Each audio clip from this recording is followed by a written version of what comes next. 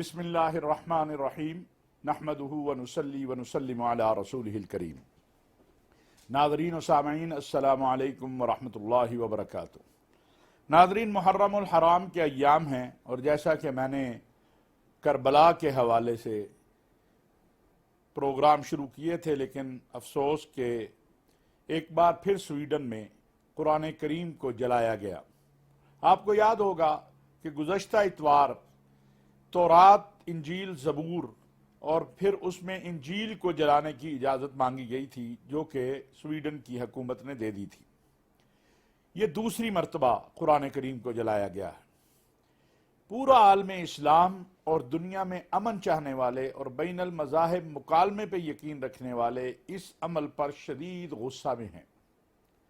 آپ کے علم میں ہوگا کہ جب گزشتہ دنوں قرآن کریم کو جلایا گیا تھا سویڈن میں، تو پوپ فرانسس سے لے کر تمام لوگوں نے اس کی مذمت کی، اور اس کے بعد اقوام متحدہ کی انسانی حقوق کونسل میں ایک قرارداد آئی جس کی چین نے بھی، انڈیا نے بھی حمایت کی اور اس کی مذمت کی۔ یہ روس نے بھی اس کی حمایت کی۔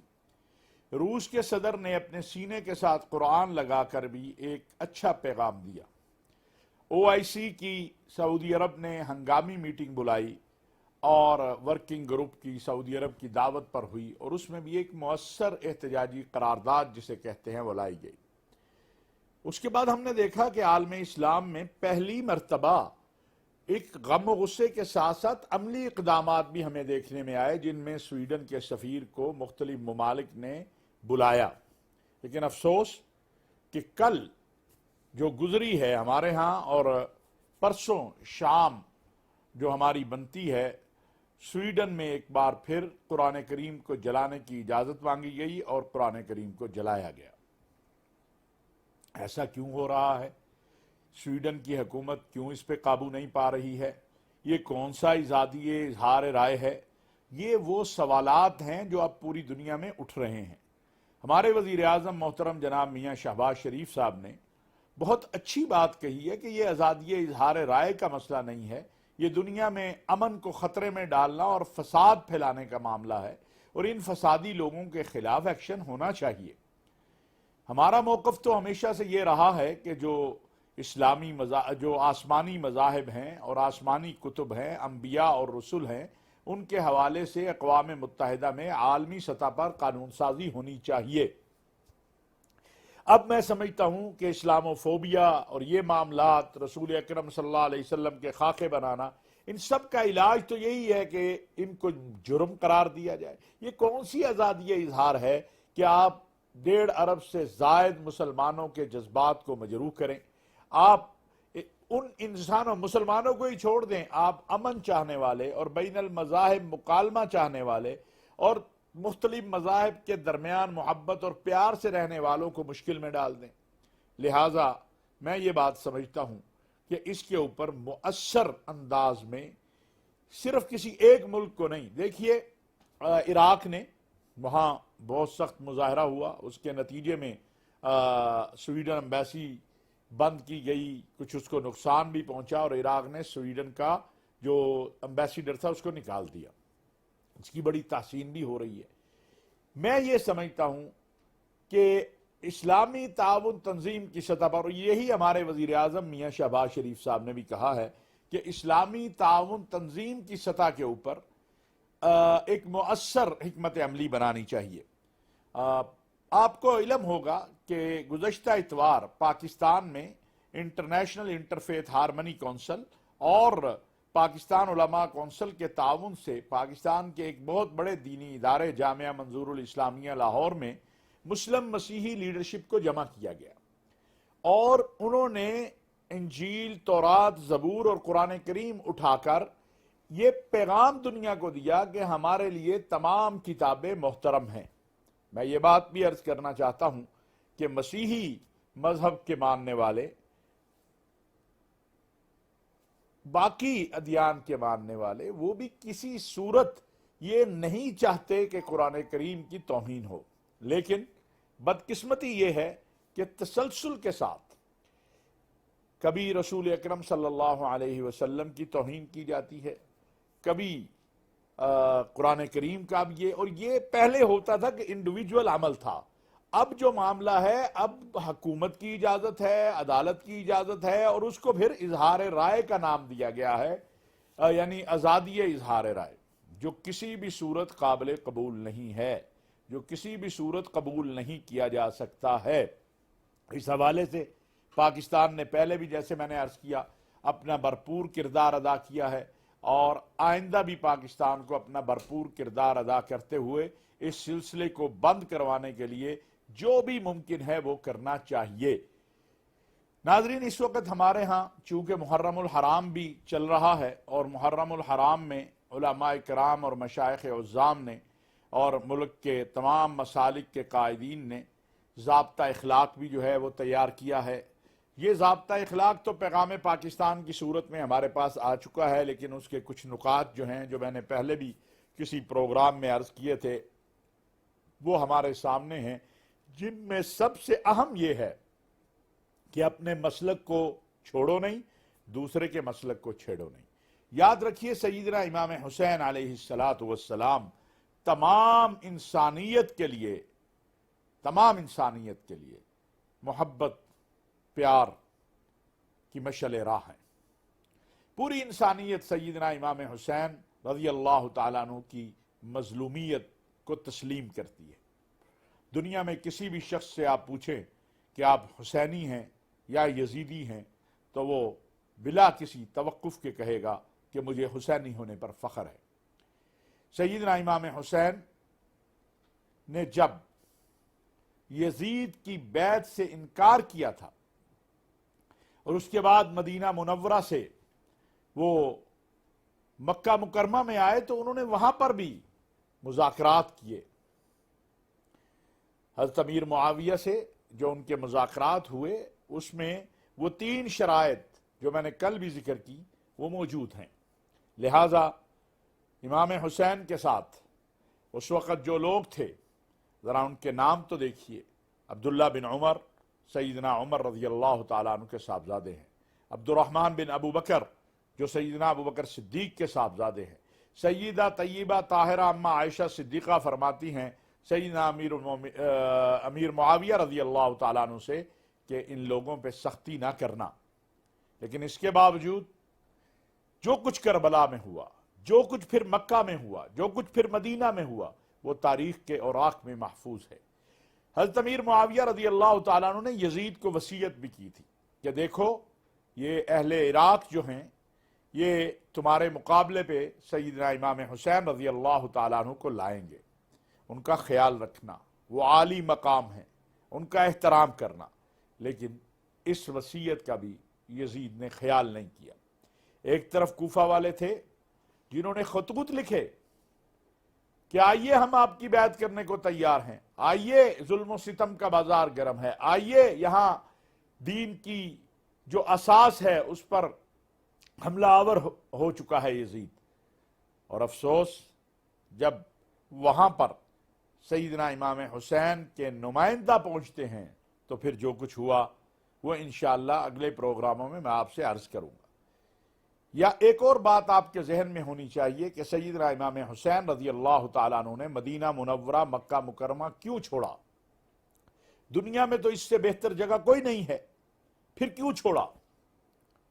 وہ آپ کا ایک خطبہ ہے جس میں آپ نے ارشاد فرمایا کہ میں اقتدار کے لیے نہیں، میں اپنے نانا کے دین کی اقدار کے لیے، نانا کے دین کی اقدار کے لیے نکلا ہوں۔ معلوم یہ ہوا کہ سیدنا امام حسین کا مدینہ سے مکہ اور مکہ سے کوفے کا جو سفر تھا، اس کا مقصد واحد یہ تھا کہ اللہ کے دین کی سربلندی، اور وہ دیوار جو سیدنا عمر بن خطاب کی شہادت سے ٹوٹی اور دین اسلام پر جو حملہ آور قوتیں حملہ آور ہوئیں، اگر ہم دیکھتے ہیں تو سیدنا امام حسین رضی اللہ تعالیٰ عنہ نے اپنے اور اپنے اہل خانہ کی قربانی دے کر اسلام کے پرچم اور اسلام کی عظمت کو باقی رکھا۔ ناظرین، میں نے جیسے کل بھی عرض کیا تھا کہ ہمیں تاریخ کے اوراق سے اس بات کو ذہن میں رکھنا چاہیے کہ حضرت حسین رضی اللہ تعالی عنہ جب نکلے تو اس کا مقصد دین کی اقدار کی سربلندی تھا. اس کا مقصد کسی بھی طور پر نہ اقتدار تھا، نہ خلافت تھی، نہ کوئی ذاتی اغراض تھی. اہل کوفہ نے حضرت امیر معاویہ کی وفات کے بعد حضرت حسین اور عبداللہ بن زبیر، یہ دونوں حضرات تو بڑے واضح انداز میں باقی بھی یزید کی بیعت سے انکار کر چکے تھے، تو ان کو خطوط لکھنے شروع کیے کہ آپ آئیے ہم سے بیعت لیجئے. اور جب آپ آ جائیں گے تو ہم یہاں سے جو یزید کا گورنر ہے اس کو نکال دیں گے. اور یہ خط تسلسل سے آ رہے تھے جس میں سیدنا امام حسین کو بیعت کا یقین دلایا جا رہا تھا. اب سیدنا امام حسین نے حضرت مسلم بن عقیل کو کوفہ بھیجا. اب وہ چند دن وہاں رہے. ان چند دنوں کے اندر انہوں نے محسوس کیا کہ یہاں پر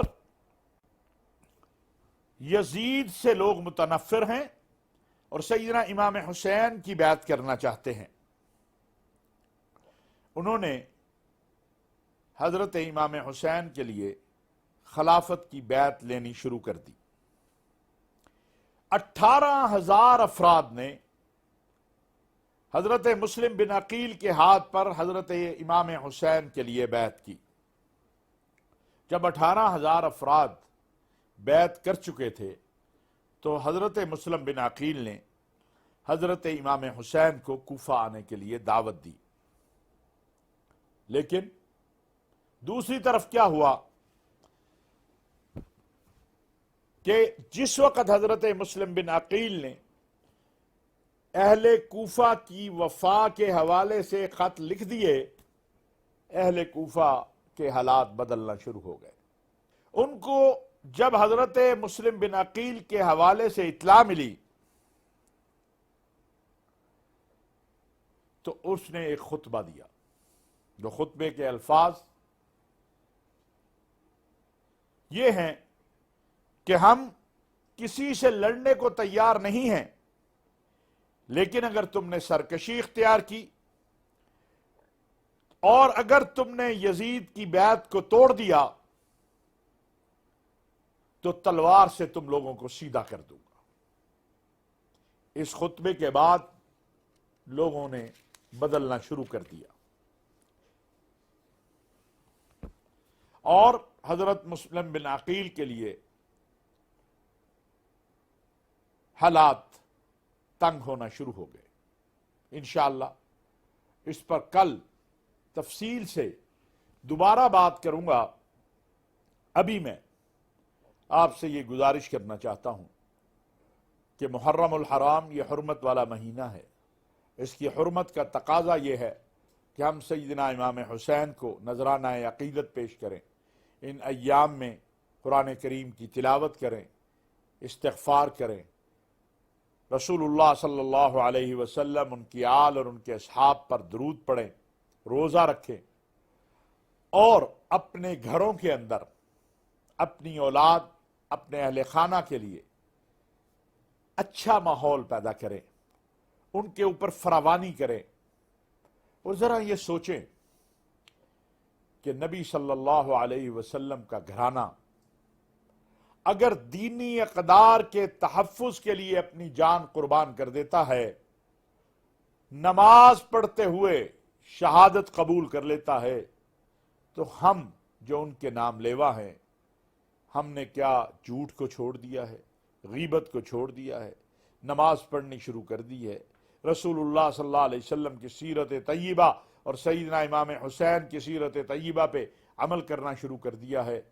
اگر نہیں ہے تو پھر آئیے سچے حسینی بنیں، سچے امام حسین کے پیروکار بنیں کہ جو امام حسین نے रसूलुल्लाह सल्लल्लाहु अलैहि वसल्लम की तालीमात पे अमल करते हुए अपनी जान कुर्बान कर दी, अपना घर कुर्बान कर दिया, उस इमाम हुसैन के मानने वाले अगर नमाज भी ना पढ़ें, कारोबार में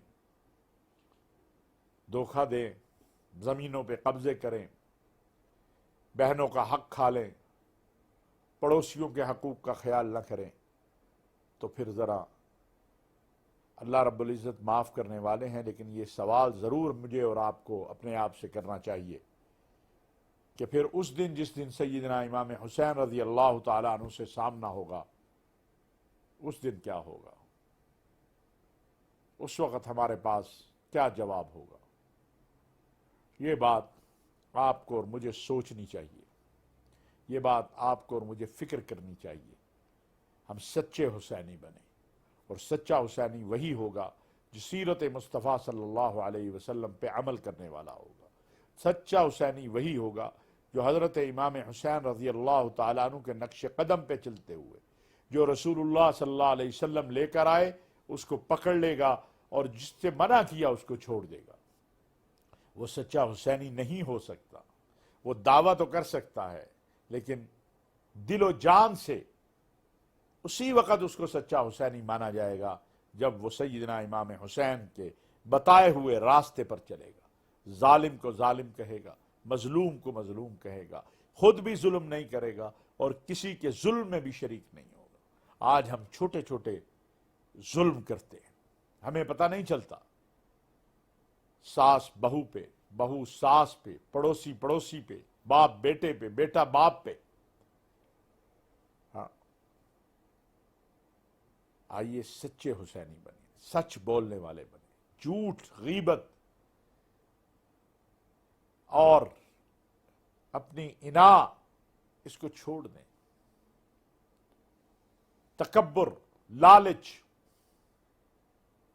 कामयाबी का रास्ता वही है जो मोहम्मद अरबी सल्लल्लाहु अलैहि वसल्लम का रास्ता है, जिस पे असहाब रसूल व अहले बैत चले हैं और जिस पे सैयदना इमाम हुसैन ने अपनी गर्दन तो कटवा दी लेकिन वो रास्ता नहीं छोड़ा। वो सिरात मुस्तकीम है, और सिरात मुस्तकीम में हकूकुल्लाह भी हैं और हकूकुल इबाद भी हैं। अल्लाह तबारक व तआला हम सबको तौफीक दे कि हम हकूकुल्लाह भी अदा करने वाले हों और हकूकुल इबाद भी अदा करने वाले हों, और अल्लाह रब्बुल इज़्ज़त क़यामत के दिन हमें रसूलुल्लाह सल्लल्लाहु अलैहि वसल्लम और सैयदना इमाम हसन व हुसैन और असहाब रसूल और अहले बैत के परचम के नीचे जमा करे। मेरी यही गुजारिश है, आप जहाँ भी हैं, जिस जगह भी हैं, लोगों के लिए आसानियाँ पैदा कीजिए। ज़िक्र सैयदना इमाम हुसैन रज़ी अल्लाह तआला अन्हु करते हुए किसी को तकलीफ़ मत दीजिए, किसी के लिए मुश्किलात ना बनाइए। हुसैन सब के हैं, वो सिर्फ मुसलमानों के नहीं, कायनात आलम के हर मजलूम फ़र्द का इमाम सैयदना इमाम हुसैन है, और हर जालिम का जो रहबर कह ले उसे, हर जालिम, हर जुल्म करने वाले के का जो कायद है, जो लीडर है, वो यजीद है। क्योंकि इससे बड़ा जुल्म कायनात में नहीं हो सकता कि रसूलुल्लाह सल्लल्लाहु अलैहि वसल्लम की औलाद को अल्लाह के दीन की अक़दार की सरबुलंदी के जुर्म में शहीद कर दिया जाए। वमा अलैना इल्लल बलाग।